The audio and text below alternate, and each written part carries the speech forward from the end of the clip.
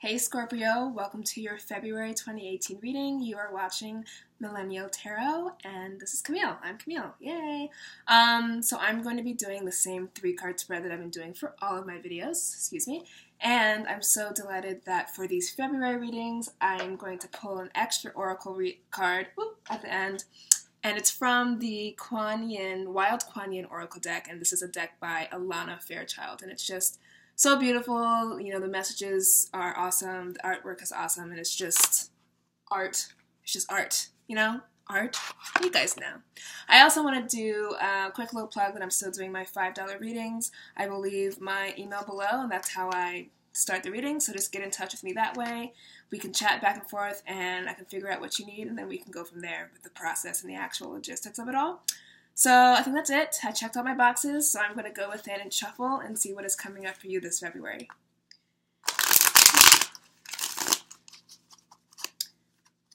Messages for Scorpio.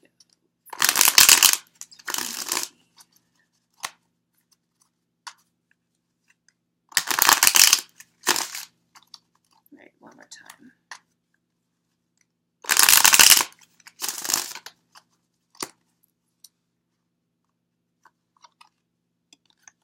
Interesting, we're starting off the same way as Gemini. Okay. Alright, so you have to hang in with me on this one. Let me show you what you got. You have 10 of Swords in the past position. You have in the present position the 9 of Swords. And we have in the future position the Ace of Wands. So it's so difficult to see all the Swords cards, especially these two back to back, the 9 and the 10.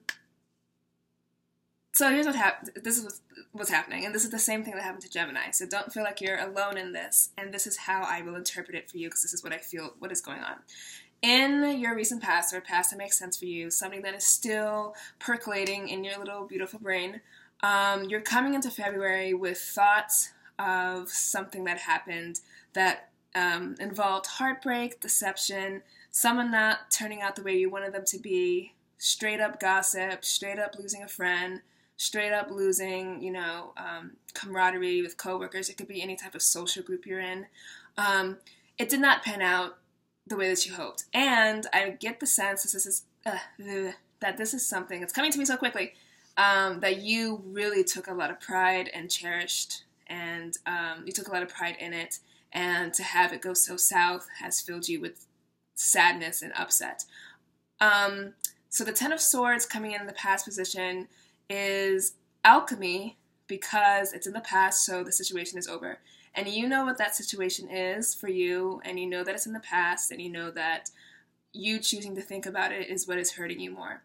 And my disclaimer for all Swords cards ever, and you will always ever hear me say this, is that it has to do with what's going on in your brain. It's not necessarily that bad things will continue to happen. It's not necessarily that people are scheming. It's none of that. It is how you are choosing to see a situation. And my, just loving advice to you as much as I can for being such a young person in this world, is that if it fell apart, it wasn't for you. And to know that, and to kind of sit with that and breathe with that, and know that it fell apart because it was supposed to, and things fall apart in nature all the time. So that is my loving message to you. The 10 of Swords is a card of like a perseveration and continuing to think about a heartbreak. And heartbreaks don't necessarily have to be romantic. We always think about heartbreaks in the terms of romance and one-on-one relationships, but this could be anything. That just did not work out. A business did not work out. Your weight loss goal did not work out. Getting healthy the way that you wanted to be did not work out. Friendships and interpersonal relationships going south. It could be literally anything, and it was so important to you. And I'm so sorry that it fell apart. But something better is going to come in. Did I show you your cards yet? So past, this is the present, which I'm about to talk about, and then this is the future. So sorry for leaving you hanging there. The future is much brighter. So the 9 of Swords. You went from a 10 to a 9, so it's getting a little bit better. And another thing about the 10 of Swords coming in the past is that it's the culmination of a goal. It's the end of something. And when there's an ending, that means one, it's freaking over, and you don't have to worry about that happening to you again. And then the second thing is, when anything ends, something new begins. And you Scorpios just have to deal with this because you are that sign of death, rebirth, transformation, and phoenix rising from the ashes. You bear a heavier load than many other signs. I am a 8th house dominant person, so I'm scorpionic in that way, and it's just continuous cycles of growth, loss, growth, loss, growth, loss. You know? But each time you level up, it gets better. So this is what I know for you.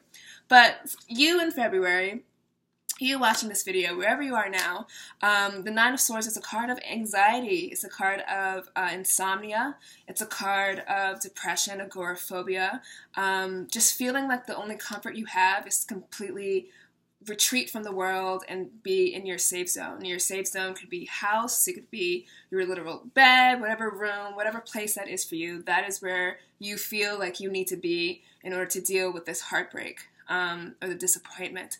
And once again, swords represent what is going on in our mind. They are cerebral cards. They are the projections that we project onto the world. So it's as if you are a projection screen and you are choosing to see an image, but really that image, it's what's coming from you, but it seems like the image is what's coming from outside. So that's my funky way of saying it, but just know that if you choose to think about it differently, these two things completely dissolve. If you choose to think about heartbreak and disappointment in a productive way, what did I learn? Where can I go from here? Who am I grateful and what am I grateful for now? How can you reframe this painful, disappointing situation into a way that you can feel empowered again, in a way that you don't have to feel so anxious and depressed? And you have the laboring oar, and it sucks, but you have the laboring oar of picking yourself up after this loss, after this disappointment. And the universe is going to help you. Here we go with the Ace of Wands. Ace of Wands and all aces are the universe coming in to give you something, but, you know, the universe can only work with you if you work with it. And so what does that look like? It looks like being open. It looks like being receptive. It looks like heeding signs and heeding synchronicities. It looks like following your intuition, meditating and really going within, having even just 30 seconds of silence before you do literally anything to feel guided. That is a way that you can capitalize on the Ace of Wands energy. And the Ace of Wands, wands representing charisma, desire, fire, passion, mobility, career, upward mobility, in that type of way. So this is going to be something that is rushing into you even now, that is going to provide you with such warmth and desire to do something again. So here we have you not really motivated at all, and just being in bed and perseverating and always thinking about what went wrong, you know, if you choose to. And then here we have you energized again, and you wanting to get up again, and you feeling momentum again, and you feeling passionate. There we go, that's the word. Passionate about something again. It could be about something, it could be regarding the same subject of the loss that you had. So if we have an example of like a business didn't take off and you're taking this time to be upset about it, rightfully and justifiably, but then you're also using this time productively to see what you can do next time and think of something else. And the Ace of Wands is here to grant you that new passion, that new momentum, and that new energy, whereas these two cards see you kind of sulking and kind of stagnant. So I'm definitely going to be pulling some clarifiers for this, because we need to get more of a perspective, a happier perspective on what's going on. Ooh! And all my cards went flying. Look at you, Scorpio. My cards are all crazy funky. All right. Let's get some clarifiers for Scorpio. What is going on?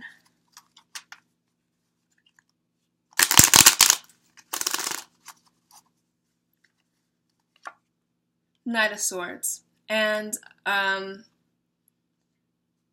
coming in, especially with the Ten of Swords and the Knight of Swords, the Knight of Swords is a person of air descent, a strong air, but imbuing air qualities, so Gemini, Aquarius, Libra, but those communicative qualities.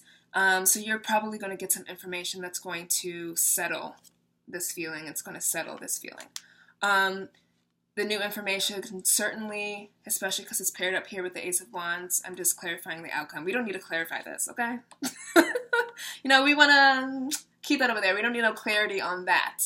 But the Knight of Swords paired up with the Ace of Wands means that you're getting some new information, you're learning something new, and it's making you feel re-energized. And this could be like a divine type of thing. Like you hear something from somebody and it helps you reframe your heartbreak. It helps you reframe your loss in a way that you can understand it and you can digest it and it's palatable to you. So Knight of Swords is a person or a situation that is going to confront you with some information that is going to help you process the loss. And from being able to process the loss, you're opening up more, you're feeling better, and when you're in a place where you're feeling better and you're more receptive, the Ace of Wands is then going to come in and give you that energy, the passion, the drive to get something done. Either get something done could literally just mean I don't want to be sad anymore, so I'm going to do these self-care steps, and that's the Ace. But it could also mean a new opportunity awaits, and the new opportunity is something that's going to make you feel fired up again.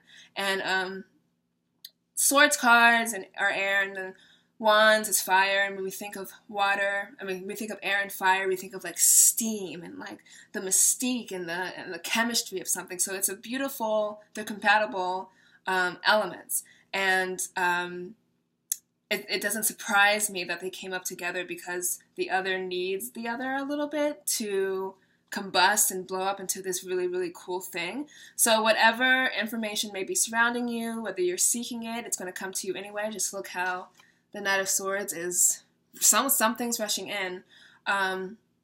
It's going to make you feel like you have a new start. I'm going to pull one more card for the outcome.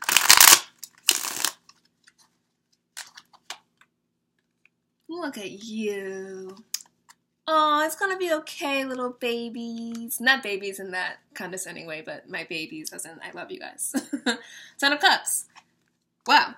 Starting the reading with the Ten of Swords, ending it with the Ten of Cups. And what does the Ten of Cups represent? The penultimate emotional achievement. Love, marriage. Maybe you just got broken up with, and I can't say, in 3 months you're going to get married. That's a weird little turnaround, but I don't know.